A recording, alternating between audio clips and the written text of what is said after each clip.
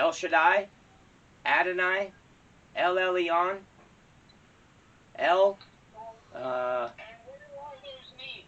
They're all in Hebrew. So the 7 names of God. So El Shaddai means Almighty. El Elyon means the Most High God. That's a title. That's his name. El. That's a title. El means the. That's what I'm saying. It's a title. That's a name. A title's just a name. It's a title. Those are his. That's like saying Lord or God. Well, Lord is Yahweh. Yahweh means Lord. So a title is just a name. Yahweh is his name. Which verse? Lord is not a name. Where do you Lord find is that? a title. Where did I get those? No, Yahweh. I can't remember where it said it, but it said that Yahweh means Lord. Yeah.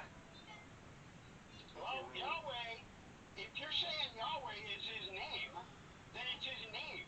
It doesn't mean Lord. Lord is a title. So, Tetragrammaton. Chance, what do you do for a living? I'm a pastor. What? I'm a pastor. A pastor. Yeah. Okay. All right. So that's like calling you pastor.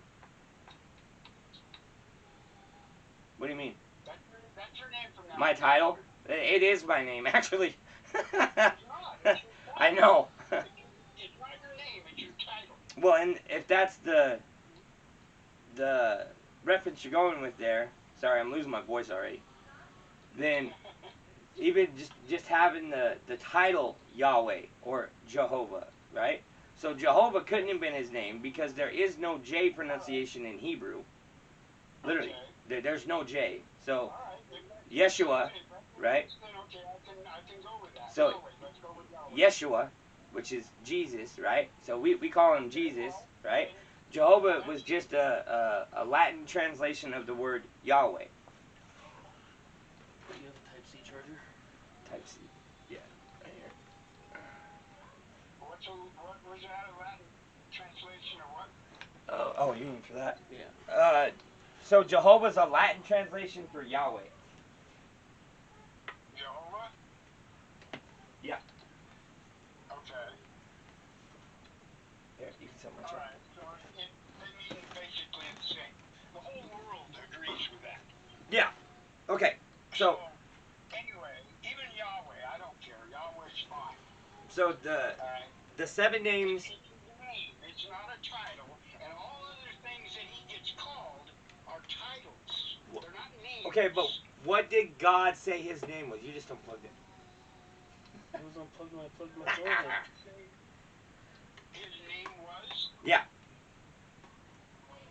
It said his name in, what is it, Isaiah, I think. So when he's talking to Moses, right? Go back and tell them, I am who I am. Or I will be whoever I want to be. No. That's his name. I am. Yeah. So when I try to explain eternity to people, they have a big math equation in their head, right? And I try explaining to them, eternity is not a math equation. It's not an amount of time, right? When you think of God, stop thinking of him as just like a being, because he is. When I say he is outside of his creation. He is sovereign, right? He is not affected by anything inside of his creation. So he is. When God says, I am, that's his name, right? So, Tetragrammaton. Yeah. So, here's the 7 Hebrew names. Here's the 7 Hebrew names for God. Tetragrammaton, Adonai, El, Elohim, Shaddai, and Sezvot. Sezvot means I am. So those are the 7 references in Hebrew to God's name. They're references to his name, but they're not his name. That's his name. That's what they call it. That's like call you your name, you would call me my name. I would call him a dickhead, but you know what I mean? So, okay, so in all seriousness, Different languages, maybe. well, this is just Hebrew. Those 7 Well, names. that's what I'm saying. Maybe it's different languages. Yeah, there's, But it's all, so Yahweh, right? The way you guys got Jehovah or Jehovah's Witness, right, is Yahweh. The Latin Yahweh is Jehovah. okay. So, but by claiming Jehovah, you're actually pointing to Roman Catholics, which is kind of ironic because they're weird people. But okay, so my one question for you is this: how many times have your prophets said the world was going to end? I don't know. A few. They've said 8 different times. They've had people sell off everything 8 times and came back and said, no, it's going to be another time. What would you call someone who constantly made prophecies about the end and it never came true?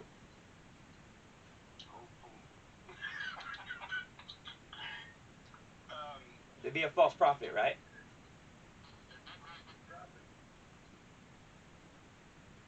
So the leaders of your faith collect a lot of money from a lot of innocent and vulnerable people.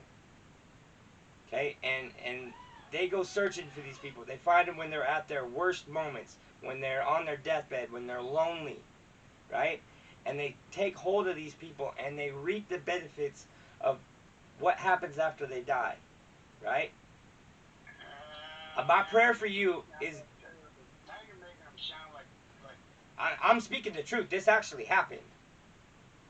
it happens in all religions. Well, it doesn't happen with my Jesus. You guys flat out ask for money. Me? I've never asked anyone for a dime. I give away everything I have. Ask for donations. I literally don't. Okay. I can vouch for that one. I don't think I've been in another church yet that hasn't passed a plate. I haven't been in one that does. I've in the last 2 years I've been in 3 different churches and neither one of them has passed the No. plate. And our church, I'm training your son to be a pastor, right? Our church, we do not ask for money. If someone wants to give, give. But that's not my job to tell you to tithe. That's your job. That's between you and God. Because Jesus didn't ask for 10%. Jesus said, sell everything you had, give it to the poor, and come with me. So, you tell people that, they won't come back to your church. But the Rock Church, not once has Tri ever asked for tithing. They don't pass a plate. Honestly, I shouldn't have probably put it that way because I haven't been in another church in probably 4 or 5 years. Well, you're not wrong, because there's people like Joel Osteen. There's people like that take advantage of people. I've been in so many churches before, and every one of them has passed a plate. And that was one thing that I took up with the Jehovah's because they don't ask for any money. All their literature's free, all their everything.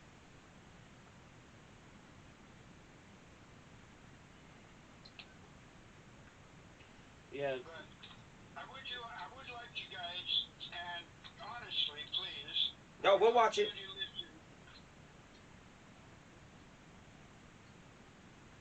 I listened to some of it while I was at work, but I can't just sit down and listen to things all the time. So. I know. That's why I just sent it to you. But I'd like both of you, if you would, please sit down and listen to both of those. I will. I want to read this to you, okay? And then let me know what you think, because that covers a lot of stuff that I couldn't think of while we're talking. Right. So I want to read this to you, and it is 8 times that the leaders of the Jehovah's Witness Church, the Watchtower, have predicted the end times, and it's passed. Wow, that's not good at all, is it? 1877, when it first started, right? 1916, 1920, 1938, 1942, 1961, 1966, and this last time in 1984. 19 what? 1984, the year I was born. Really? Yep. So, your church, right, the church you're a part of, they have a history of taking advantage of very vulnerable people. My aunt being one of them. She got a cancer. Anyway, she got cancer. Her life insurance or whatever, right? It was supposed to come through and go to help pay for everything. She signed everything to the church. And this is when I started looking into it, right? This is how they get their money. They don't ask you for money. Everyone leaves everything to them while ostracizing their own children in the cause. So they have no problem with ruining families, right? As a matter of fact, they'll tell you to stay away from your family because, they might separate you from God. Trust me, God ain't telling you to stay hidden anywhere. He tell you what, get up, go to my people, right? Well, it does say somewhere, let me think, what was it? God comes before anything. Amen. Before your family, before your work, before anything. But it also says anyone who would not take care of their own is worse off than an unbeliever. Right. So why would God tell you to leave your family behind if it's your job to take care of them? Because it gets in the way of the church. Well, I don't know why it would say you leave your family behind. No, I'm telling you, any church that would tell you to have nothing to do with your family, right? Because it gets in the way of your religion, you need to question.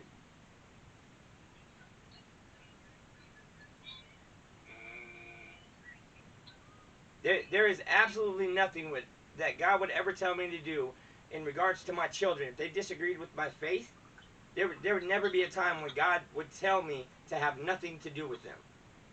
Prodigal son. Right? Look at Luke 15. Well, what, I don't know. I mean, that wouldn't be a thing, but, I mean, if they were trying to get you to pull away from your religion,